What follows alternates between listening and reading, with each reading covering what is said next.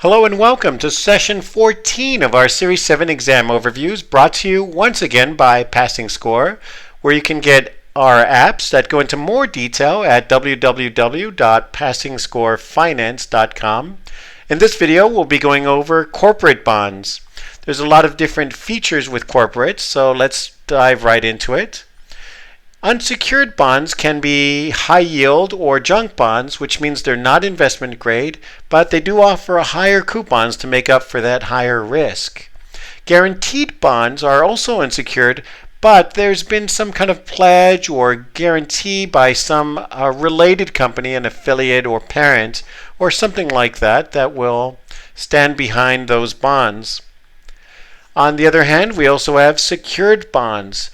There's three different types of these. First, mortgage bonds, which have some kind of lien on real property, similar to a home mortgage, in which you can have a first, second, or third mortgage to secure the borrowing.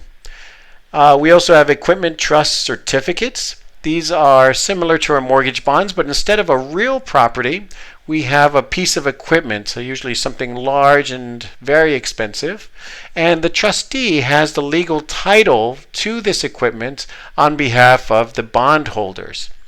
We also have collateral trust bonds. This is where the issuer has set aside some stocks and bonds in order to cover the issuance of debt. This lowers the risk. All of these lower the risk of the bonds and lower the interest rate that the issuer would have to pay. Let's get into convertible bonds. This is when the bonds can be traded in for stocks in the issuing company. The conversion price is the stock price that would be used for the trade-in, and the ratio tells you how many shares you're going to get for each bond. So let's say here in our formula we have bond par value, let's say that's $1,000, divided by the conversion price. In this case, let's say it's $100 conversion price. So the number of shares, 100 into 1,000, is 10 shares, which is also our conversion ratio. And let's take a look at that. Our conversion ratio times the market price of the stock gives us our conversion value, how much money we would get for each in stock that we would get for each bond. In addition, this lowers the coupon or the amount that the issuer would have to pay, since it does give some additional potential protection for the bondholder, lowering their risk. Now, there's stock splits and conversions that can confuse the issue a little bit, so we'll have to know how to calculate that for the exam as well. We have a conversion price and a conversion ratio telling us how many shares of stock, but if there's a stock split or conversion, we'll have to account for that in calculating a new conversion price and new ratio, and we'll get a different amount of shares than we did before. So if there's a 3-for-1 stock split, that means we'll get 3 times as much stock in terms of number of shares, but we'll also divide that conversion price by 3 as well, so we'll lower the conversion price.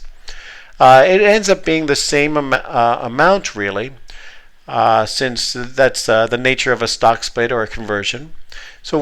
But to get the new price, we'll divide the conversion price by the stock split ratio to get to the new price. So in this case, the 3-for-1 split, we'll divide the conversion price by 3 to get a new price, which is 1/3 of what it was before. And again, we see that with the shares, the conversion ratio times the stock split ratio. So we'll get 3 times as many shares for 1/3 the price. And so you do have to know, you should know how to convert this, to calculate this, to be ready for the exam.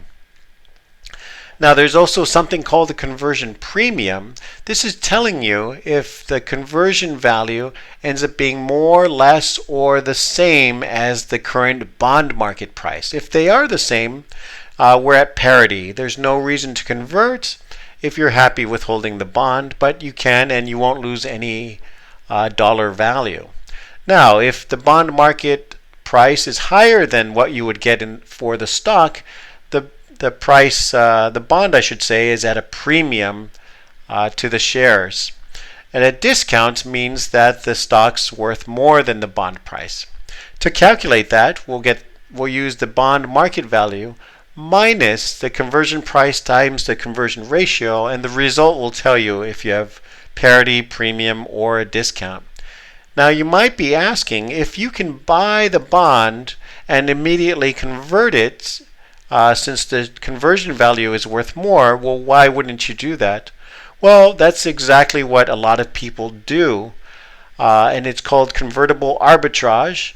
The prices will adjust quickly to eliminate that kind of mispricing, but if you can catch it in time, and if you can lock in both transactions, the purchase of the bond and the sale of the shares, you can obtain a riskless profit, which is the convertible arbitrage.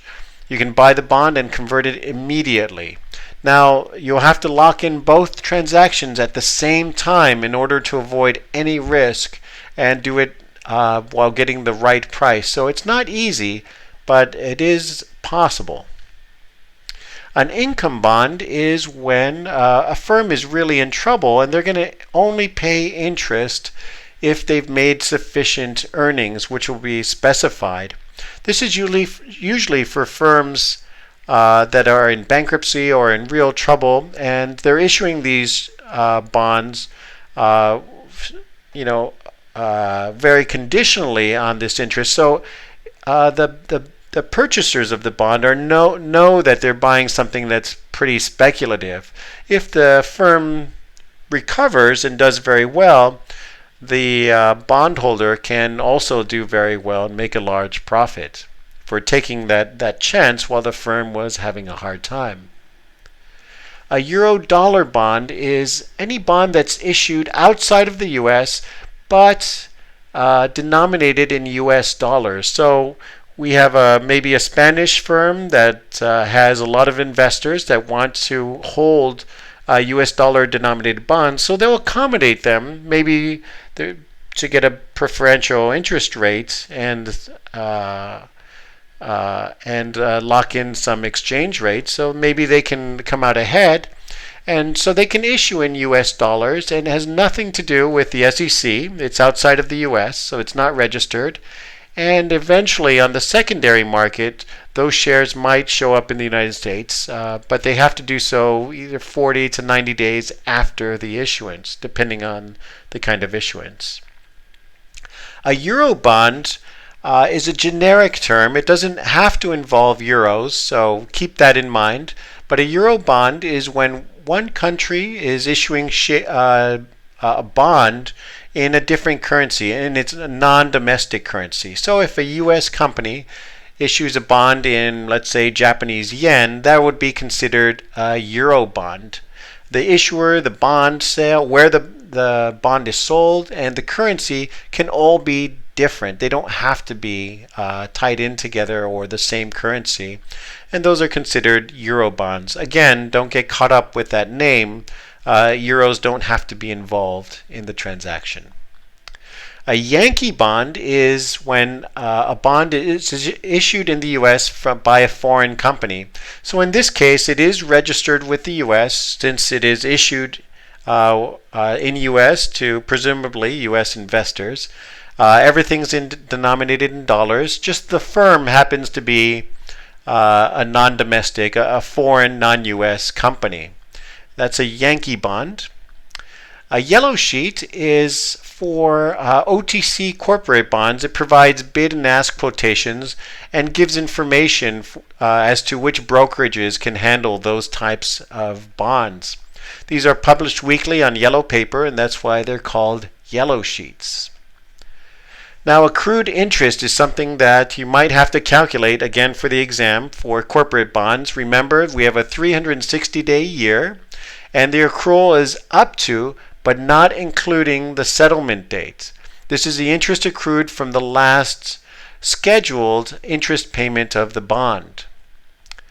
Now, let's go over a quick example. We have the formula here to calculate our accrued interest and some important information regarding a particular bond. So we have the par value in our numerator is $1,000 times the coupon of the bond, which we see here is 5%, and the number of days of accrued interest. In this case, in our example, it works out to 70 days. We have a 360-day year, and if you calculate that out, you should get $10. And that's the amount that the buyer is going to have to pay the seller for the interest that they're owed. And then the buyer will be compensated that $10 along with the rest of the interest for the payment period at the next scheduled interest payment of that bond. That's it for our corporate bond section. If you have any questions, please feel free to email me at john@passingscorefinance.com. And as always, good luck on your exam.